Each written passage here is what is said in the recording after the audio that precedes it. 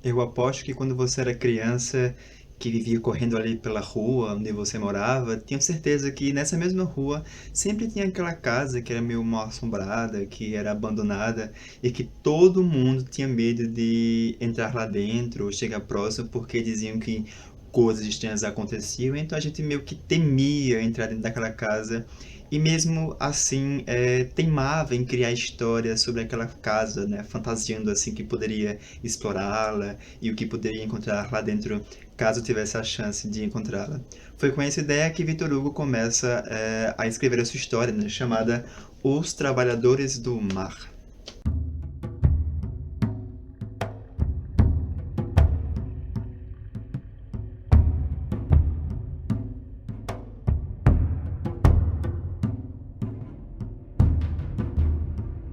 Olá para cada um, eu sou o Rodolfo e estamos aqui de volta, saindo um pouco do projeto de leituras nacionais para darmos continuidade aos nossos vídeos habituais, né, que sempre acontece aqui no Bodega Literária. E dessa vez, né, vamos falar sobre mais um dos grandes clássicos do Victor Hugo, que agora eu posso dizer que eu sou um fã obcecado por Victor Hugo. Hoje vamos falar sobre o Le Travailleurs de la Mer, se é assim que eu consegui pronunciar o meu francês, ou, né, Os Trabalhadores do Mar, que é essa obra que eu fiquei apaixonado, que eu gostei muito de ter lido e que posso até arriscar dizer que eu gostei bem mais dessa obra do que dos próprios Os Miseráveis, mesmo ela sendo uma das minhas obras preferidas de toda a vida. Bom, mas vamos lá, né? O Victor Hugo escreveu essa história, eu não lembro o ano, o ano é de 1885, então por isso mesmo o Victor Hugo, por ser um pouco mais velho, né, eu percebi que ele dentro dessa história tem uma narrativa mais madura, digamos assim, mais obscura, né, e muito mais aprofundada, né, sobre os próprios entendimentos dele próprio, né, e até mesmo a forma como ele cria os seus personagens com profundidade bem maior, né, não é à toa que ele escreveu isso aqui quando ele estava recluso, né? Porque, para quem não sabe, o Victor Hugo era contra o regime, o reinado de Bonaparte III, né? Então, por isso mesmo, ele foi exilado e passou um bom tempo morando na ilha de Guernsey, que ele até no início desse livro, né, vai dedicar essa história a esse local, né, Guernsey, que segundo ele vai ser o túmulo dele, né, e vai o lugar onde ele vai realmente descansar. Então, é realmente com esse amadurecimento que eu percebi que o Victor Hugo conseguiu construir uma história muito mais sinistra, de certa forma, muito mais poética, assim por dizer, e que se tornou muito mais apaixonante de ser lido, né? Apesar de ter todas aquelas digressões, aqueles momentos hugoanos que ele sempre tem, né? Ele conseguiu ser primordial mais uma vez, com muito êxito, né? Então esse livro é considerado o último da trilogia hugoana, né? Que vai contemplar, né? Para quem não sabe, Os Miseráveis, como eu já vi um vídeo que vocês podem assistir, vindo aqui em algum link, vai falar sobre o homem contra a própria sociedade, e aqui nessa obra ele vai falar sobre o homem contra a natureza, né? Natureza é essa que, quando eu li, né, eu descobri que não era só natureza, na forma literal da palavra, assim, na natureza, o planeta em si, nem os fenômenos naturais, mas sim a própria natureza humana em si, né, a forma como o homem pode se conhecer a si mesmo. Então ele consegue muito bem fazer com que o próprio homem contemple o seu próprio abismo aqui dentro dessa história que ficou muito interessante de ser lida e ficou o meu xodó. Bom, mas o que aqui vai falar essa história, né, que eu já falei demais. Victor Hugo aqui vai falar, começa a história falando do personagem chamado Gilliatt, que é um sujeito ali um pouco estranho, que todo mundo tem receio de chegar próximo dele, né? Até pela pessoa que ele é, mas também pelo lugar onde ele mora, né? Por isso que eu falei logo no início do vídeo sobre aquela casa assustadora que eu tenho certeza que cada um teve na sua infância, na rua ali, né? Então, é nessa ilha de Guernsey que existe essa casa mal assombrada, onde todo mundo diz que é mal assombrada porque acontecem coisas estranhas, que vai morar esse personagem chamado Gilliatt, que é um sujeito solitário, que perdeu a mãe, né, que chegou ali nessa ilha de uma forma totalmente estranha, que ele meio que é diferente de todo mundo que mora nesse lugar. E as pessoas realmente têm receio, mas têm um certo respeito por ele ser quem ele é, sabe? Outro lado da história, né, nessa mesma ilha, vai haver um dono de um barco muito famoso chamado Mess Lethierry, que é um sujeito aqui que o Victor Hugo conseguiu criar, né, para criticar várias coisas ali da sociedade e até mesmo da própria religião, né? E curioso, porque o Victor Hugo era um ortodoxo e criticava bastante a religião. Acho que por isso mesmo que ele tinha autoridade para poder fazer isso, né? Mas esse Maes Lethieri, que é esse sujeito ali um pouco excêntrico, né, tem suas excentricidades e seu jeito próprio de se viver, ele tem dois amores na vida, né? Primeiro, um que é a sua sobrinha chamada Déruchette, né, que ele criou ali durante toda a vida, né, e sempre mora com ele, nunca casou nem nada, mas pretende. E o outro amor que é o barco dele, que é um barco a vapor chamado Durande, né, que por ser um barco a vapor nessa época em que ele foi escrito, que todo mundo vai se assustar, né, por dizer que é algo do demônio, do capeta, né, que jamais se viu uma máquina, um barco através de uma máquina conseguir se movimentar.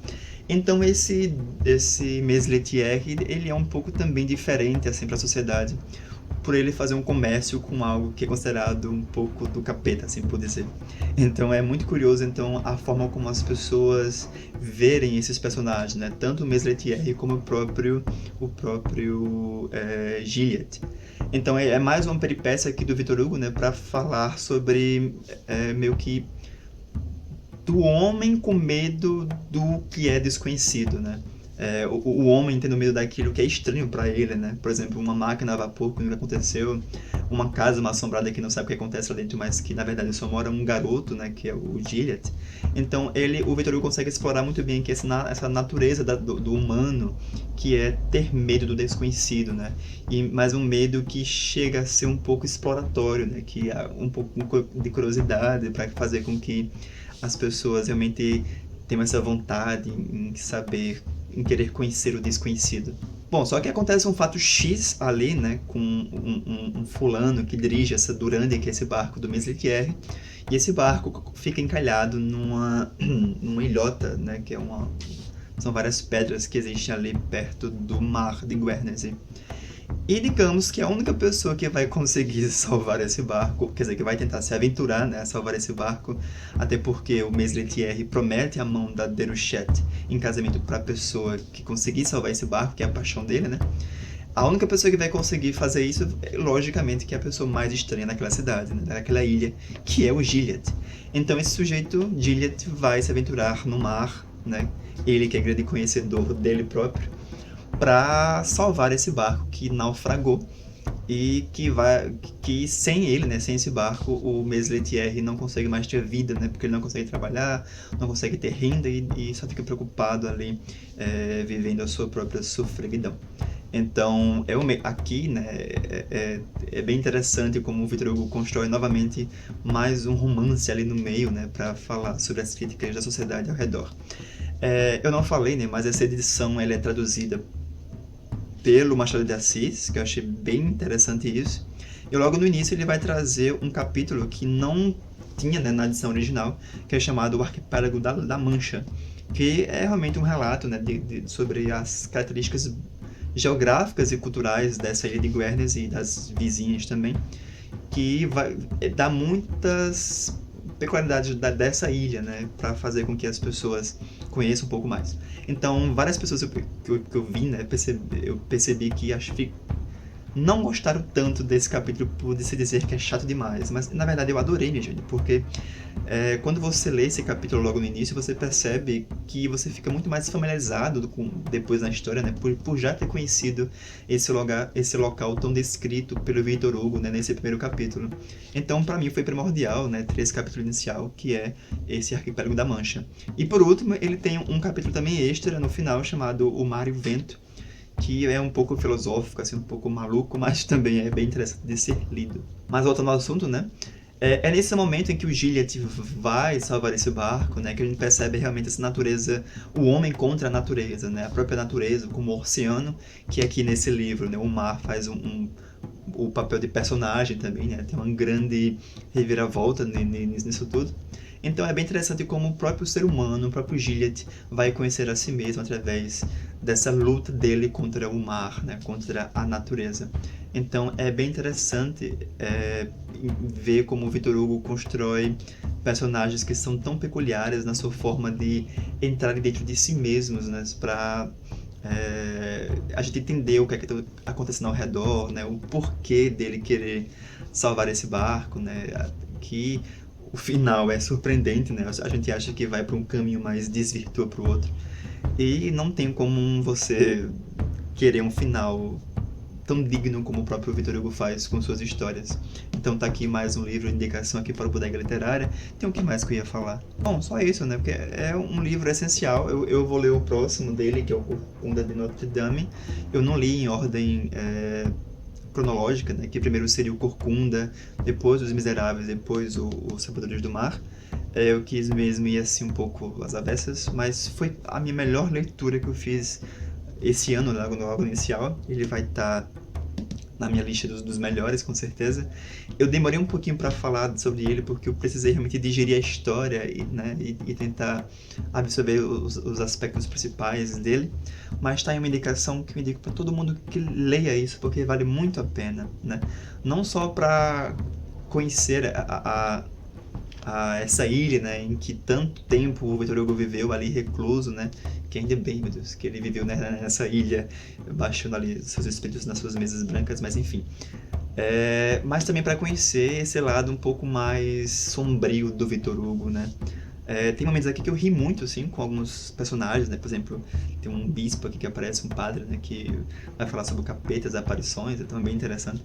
Mas a questão mesmo do lado sombrio do ser humano, né, da luta dele mesmo contra esse lado desconhecido, né, esse lado que todo mundo quer conhecer, mas que também tem medo, que é o desconhecido, assim por dizer. Então tá aí, aqui mais uma indicação para a Bodega Literária, indico sim, ele é um pouquinho grande assim, mas ele passa, eu economizei bastante para ler esse livro. E com certeza vai ser também um daqueles livros que eu sempre vou querer reler, né? Assim como todos os livros do Victor Hugo, porque é impossível você não gostar. Então tá aí, indicação aqui do Bodega Literária. Se você já leu o livro, né, comenta aqui embaixo para me dizer o que foi que achou. E se você quiser ler, né, vamos também comentar aqui embaixo para a gente debater um pouco mais sobre esse livro. Não se esqueça de visitar as nossas páginas nas redes sociais, o nosso site, tem sempre a resenha por lá. E não se esqueça também de visitar o nosso projeto, que é o Raiz Lendo Brasileiros, que é realmente um incentivo a ler livros nacionais aqui durante esse ano, né, que foi esse projeto que eu criei. Então é isso, até a próxima, tchauzinho para cada um e beijo.